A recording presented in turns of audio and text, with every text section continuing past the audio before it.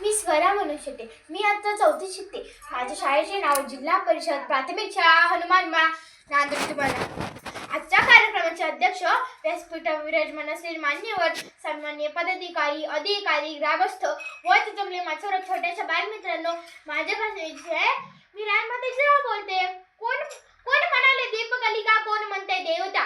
मी तर स्वजनांच्या रक्षणासाठी, लेकीबाईंच्या आतमध्ये जागृत करण्यासाठी अवतरलेली साक्षात सौदामिनी.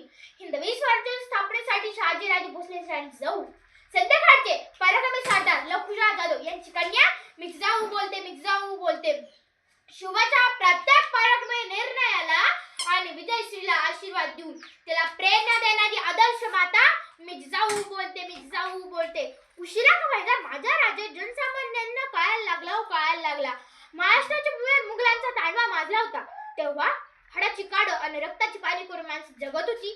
तेव्हा या महाराष्ट्राला होते झगमगता पेटता अंगार आणि अखेर वेळेला 1930 ला शून्य तारा चमकला आणि शिवाय जन्माला आला. सयाजीच्या कुशीत जन्माला आलेला छावा शिवाजी नेमका कसा असेल ते शौर्य, कसे असेल ते धैर्य, कसं असेल ते धाडस, कसा असेल तो पराक्रम, कसा असेल तो अभिमान, कसा असेल तो स्वाभिमान, कसे असेल ते नेतृत्व, कर्तृत्व, कसे असतील माझे शूराय. लक्षात घेतलं म्हणजे समजतं. दीनदलित गोरगरिबाच्या ताळ्यात होते शिवराय. शिवराय तुटलेली वेळेची झणकार होते शिवराय. मुघलांना उद्ध्वस्त करणारे आणि म्हणजे शिवराय. आणि महाराष्ट्राच्या मातीला अस्मिता आकार देणारे आमचे वाघ म्हणजे शिवराय. राजाच्या पाटलाने वाईट कर्म केले म्हणून शिवरायांनी त्याचे हात पाय कलम केले. आज त्याच शिवरायांच्या महाराष्ट्रात असे कोकणीसारखे प्रकरण घडते. कालपान मुलीवर अन्याय अत्याचार होतो तरी प्रशासन न्याय करत नाही. काय करते प्रशासन? या काय करते प्रशासन?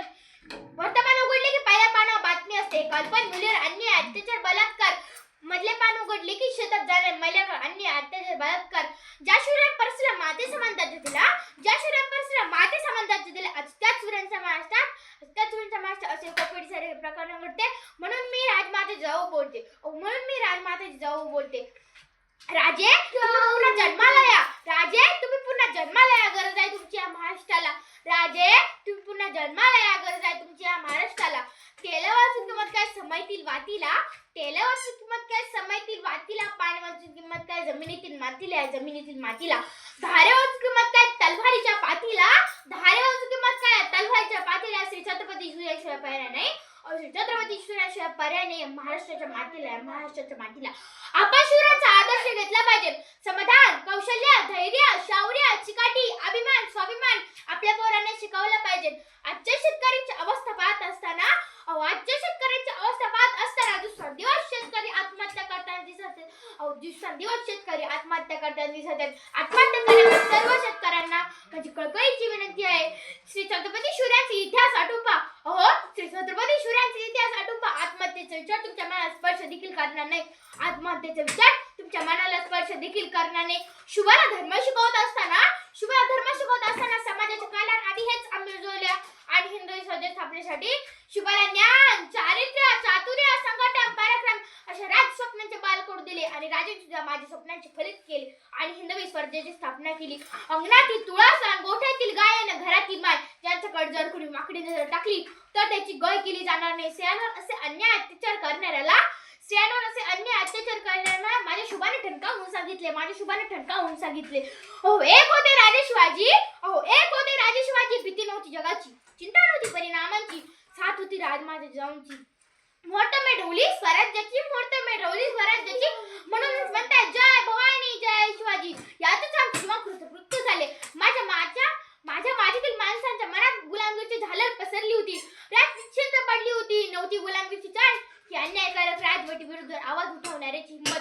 अशा वेळी स्वार्थ संकल्प शहाजीराजांच्या मार्गदर्शनाने आम्ही बालशोभान वयाच्या 12व्या वर्षी पुण्यात घेऊन आलो. जीवाभावाचे सहकारी आणि स्वराज्य निर्माण करण्याचा निर्धार मावळ्याच्या सहाय्याने आणि शुभाच्या पराक्रमाने याची सुरुवात लवकरच झाली. एक आई म्हणून मला प्रचंड अभिमान वाटतो. राज सुखानं जगू लागली. पण माझ्या शुभावर आणि या स्वराज्यावर हजारो संकट आली. शाहिस्ते खान, अफजल खान, पुरंदरचा वेढा आणि औरंगजेब बादशाह यावर माझा पुलून उडला आणि माझा शुभा छत्रपती झाला